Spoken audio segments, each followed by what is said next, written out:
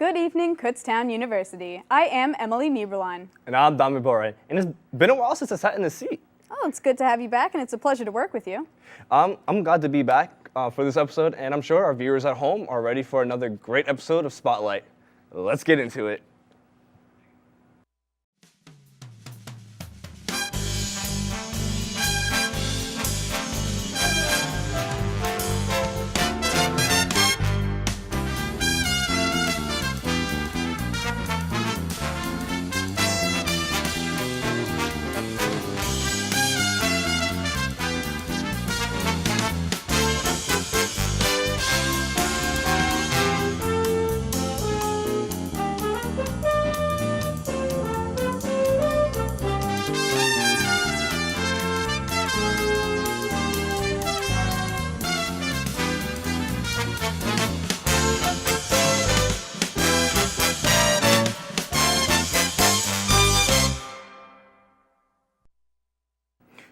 Do you want to hear something crazy?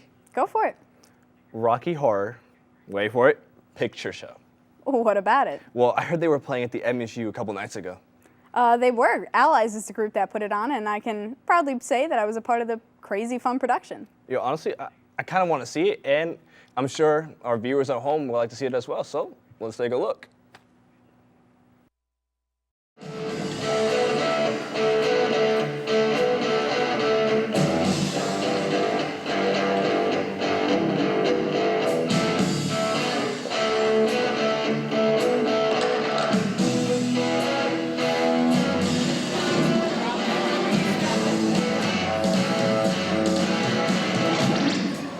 Yes, so the Rocky Horror Picture Show is a cult classic from 1975. It was made by Jim Sharman and Richard O'Brien, and it encompasses all of the sex, drugs, and rock and roll that you could hope for. So tonight we have the Shadowcast production, which is held by Allies and Ace this year, in which we will have a live cast doing their own version of the show in front of the film. Playing Simon, you look like you're pretty groovy. We involve the audience a lot. There's a lot of feedback from the audience, a lot of like toys and tidbits to play back. So it's just a fun experience overall with everyone.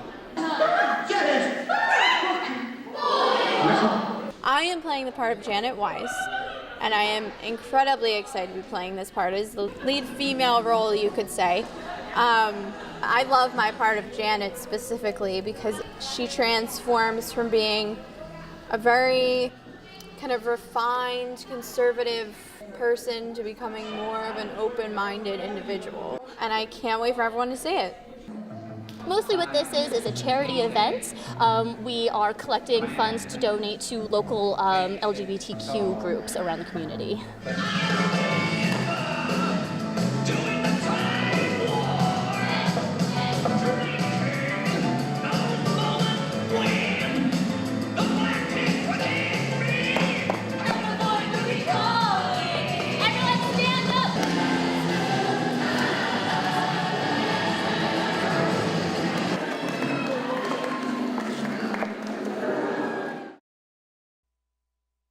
Dom, I was what they call a Rocky Horror virgin. A Rocky Horror virgin, explain. It was my first time going to a performance, Shadowcast performance, and a screening of Rocky Horror Picture Show. Really? So I had to say a pledge and everything. It was pretty wild. Almost sounds like you're joining like a sorority. Oh yeah, it's very serious. Rocky Horror Picture Show is very serious. But it was definitely fun. Definitely experience. Excellent fun. I can't wait for next year. Hey, and I can't wait to see what happens after this commercial break. When a student arrives from high school to college, often it's a scary place because they think it's going to be really competitive. But here, we try to make it more of a collaborative environment where they can encourage each other and where they can learn from each other. Succeeding in life takes so much more than technical skills. It's knowing how to deal with one another, be a professional, and a good person. That opens so many doors. Choose Kutztown University. 4, 3, 2. My name's Kevin Martirana. I graduated from the program in 1983, and I own my own production company, Take One Productions. Hi, I'm Barry Sell. I graduated Kutztown in 1985, and I'm the owner of the Creative Cell Film and Video. 7, 6, 5, 4, 3, 2, 1.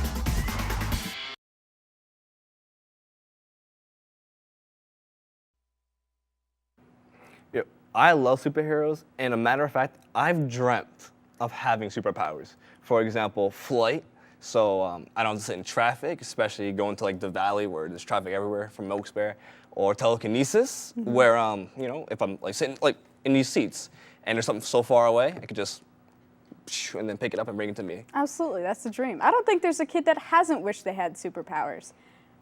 I think the power of invisibility would be awesome. Well, you know, Emily, with great power comes great responsibility. A wise man once told me that too. Really? A wise man? From where? Yeah, Spider-Man comics. Figures. Let's see what powers KU students want. Hello there, I'm Ben Wright with Spotlight on the Street, and I am going around our beautiful Kutztown campus to ask my fellow students if they could have any superpower, what would it be? So, kind sir, if I could have a moment of your time. Absolutely. What superpower would you have if you could pick one? You know, if it were up to me, I'd love to have the ability to read people's minds. And why would you want to do something like that? You know, here at Kutztown, we have a lot of unique individuals from, you know, presidents of organizations to even kind sirs holding microphones. And I think it would be great to be able to understand and be able to know truly what people are thinking in certain situations. Honestly, I find that frightening. Hey man, do you have a moment? Just one question. If you could have any superpower, what would it be? The ability to fly. Fly, all right. Is that with wings or just like Superman? Like Superman. That sounds cool. Cool, yeah. Thank you. No problem. Could I ask you guys a question? All right, super easy, super simple. It's not scary. If you could have any superpower, what would it be? Oh, I've thought about this. All right, so being able to teleport 10 feet up to 10 feet in any direction instantaneously. I really need to tie my hair up. This just ain't working. My only question is, if you could have any superpower, what would it be? Oh, that's an easy question. Clearly, I'd want to fly. Okay. Why fly? Because I feel like it's just the most convenient way to, like, I don't know. It's just the most convenient superpower. Who wouldn't want to fly? If I could have any superpower, I think I would like to be invisible. And is there any reason why? Yes, so I can sneak around and eavesdrop on people. Anyway, what would your power be? Read minds, but I would have to touch you to be able to. Okay, that's fair. Yeah, that way it's not constantly going crazy. Exactly, that's the thing. A lot of people have said read minds, and I'm just like, that's So I frightening. just have to, like, put my hand on it and I can just read your It would also thoughts. be really weird, like, hey, oh, I got it. Hey, how you doing? Oh, awful. All right, thank you guys. All right, have a Have a good nice day. Thanks. I gotta work on my mic skills. Do. See if they got the earbuds in. I'm not gonna ask them. Like earbuds and headphones, it's just not fair. If you could have any superpower, what would it be? Probably invisibility. Invisibility. All right. Is there any reason why? No. No? Okay. It'd just be cool. Yeah. All right. Thank you. To be invisible? Invisible? Is there any reason why? No. Just be like, you could have the reputation that you always skip class, but always get A's. Yeah, that would be good. That'd be pretty cool. Wait, why would you want to skip class? I don't know. Thanks, man. Well, there you have it. We've had some super responses from our students here at KU. Now I'm going to use my superpower to go back to the studio. For Spotlight on the Street, I'm Ben Wright. Hey people at home, you heard what our favorite superpowers are. So tweet us what powers you would want and why. Remember to hashtag us at hashtag KU Spotlight, and next week we will show what tweet we liked the most. We'll see you after this. It's on us to stop sexual assault. It's on us to let our friends know what is and is not acceptable. Step in if a friend is doing something that could lead to sexual assault. Recognize that if a woman doesn't or can't consent to sex, it's rape. Act when we think somebody's in trouble. It's on us, the entire Kutztown University family, to stop sexual assault. I took the pledge, and so can you, at itsonus.org.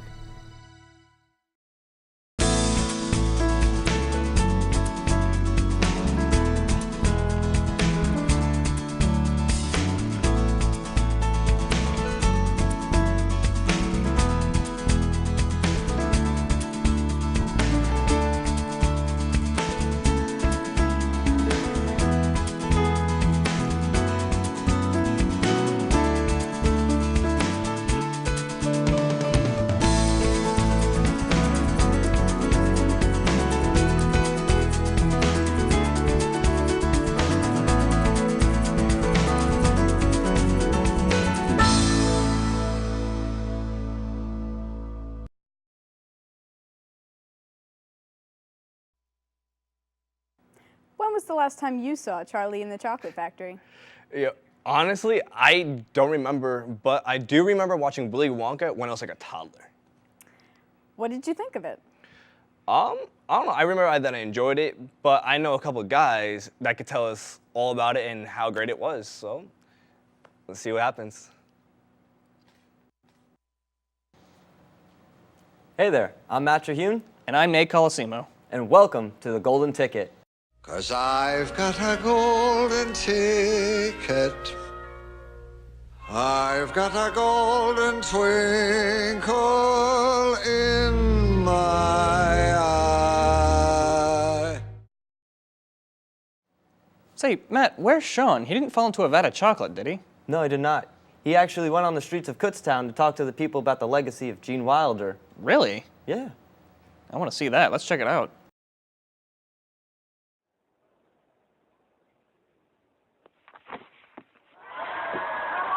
Everyone remembers Gene Wilder for his great performance in Willy Wonka and the Chocolate Factory as the candy genius himself. His passing on August 29th was felt around the world. Man, Gene Wilder's death really got to me. Gonna really miss Willy Wonka. Since its release in 1971, this movie has captivated audiences everywhere and since become a classic. Let's see what others have to think about it. When I was a kid, me and my family used to always watch Willy Wonka and Blazing Saddles, and I love those movies, and I feel like I gained a lot of my sarcastic attitude from Gene Wilder. Stop, don't. So it really bummed me out when he died. I don't know, I was pretty upset about it. He was a man. You mean that's as far as it goes? Can we have walked? If the good Lord had intended us to walk, he wouldn't have invented roller skates. Well, I haven't seen too much of him, but I definitely enjoyed his performance in Willy Wonka. I've been meaning to see some of his other stuff. But in Willy Wonka, he definitely showed a lot of character, not just in his portrayal, but in himself in general. Oh, wait a minute, what's all that small print there at the bottom? Oh, if you have any problems, dial information. Thank you for calling. Mike, Augustus? And his energy really resonated with me, and his positivity and his message overall was fantastic. The spring. I told you not to, silly boy. Many mourn the loss of Gene Wilder, and his career will be celebrated for years to come. From Kutztown University, I'm Sean O'Brien, reporting for Spotlight. I tell you, Matt, Gene Wilder was truly a remarkable man. He was. I think he's a legend. We're going to get into the meat and potatoes of this episode, which is Willy Wonka and the Chocolate Factory. I think one of the greatest movies ever, and probably one of his best roles. The film stars, well, the film is about Charlie, technically, because we don't go into the factory until like halfway through the movie, which is, it keeps the focus on where it should be. Can we just talk about like that beginning scene where all the happy kids are in like the candy store and he's just like standing outside? Like, dude, they're getting free candy. You don't have to have money. Just go in, man. Yeah, that's not like good, no one's gonna that's send not you good a business bill. practice. It's not. I like that candy man though. Once they get in the factory, and I think that giant candy room, I still want one of those today. I think it's beautiful. Like, I think the set design is great. Absolutely. The actors and actresses who they didn't know about the set until the first day of shooting because they wanted their reactions to be genuine. You know, want their eyes to be filled with wonder. Like, wow, this is a really cool set.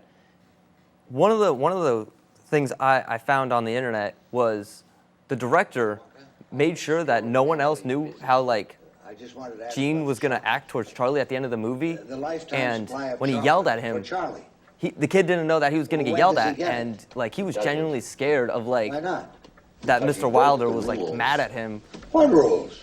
We didn't see any rules, did we, Charlie? Wrong, sir. Wrong. Under Section 37B of the contract signed by him, it states quite clearly that all offers shall become null and void if, and you can read it for yourself in this photostatic copy, I, the undersigned, shall forfeit all rights, privileges, and licenses herein contained, etc., etc. Fax mentis incendium gloria culpum, etc., etc. Memo bis punitor delicatum. It's all there, black and white, clear as crystal. The fact that some actors were never told anything, that went along a lot during this movie. That scene, what's it called? The boat ride? Hang on, darling. Close your eyes and hang on tight. What is this, a freak out? Hey, this isn't funny, Wonka. You can't possibly see where you're going, Wonka. No one knew what was happening. I read somewhere that he literally wouldn't do the film unless, he told the director he wouldn't do the film unless he could walk and then fall over and roll and end up fine. And they did, and they put that in the movie where he opens the gates. He said, and I quote, "So people won't know if I'm lying or not." And the director said, "You're not going to do this if I don't let you do this." And he's like, "Nope." And that's how Gene Wilder got the role. All right, well, I think this is a timeless movie for all sorts of ages. And Gene, this episode's for you. And again, I'm Matt Terhune. And I'm Nate Colosimo. Thanks for tuning into The Golden Ticket. Farewell and good night. Come with me, and you'll be in a world of pure imagination. Take a look, and you'll see into your imagination. Yo, it was great to be host one last time. I really enjoyed being in the spotlight. Come back anytime, really. Thanks, Emily. Should I come back? I should come back and join the show again. Thanks for having me. That concludes another episode of Spotlight. I'm Emily, and that's Dom, and have a good night. Wait. Can I say one last thing? No! Good night, KU.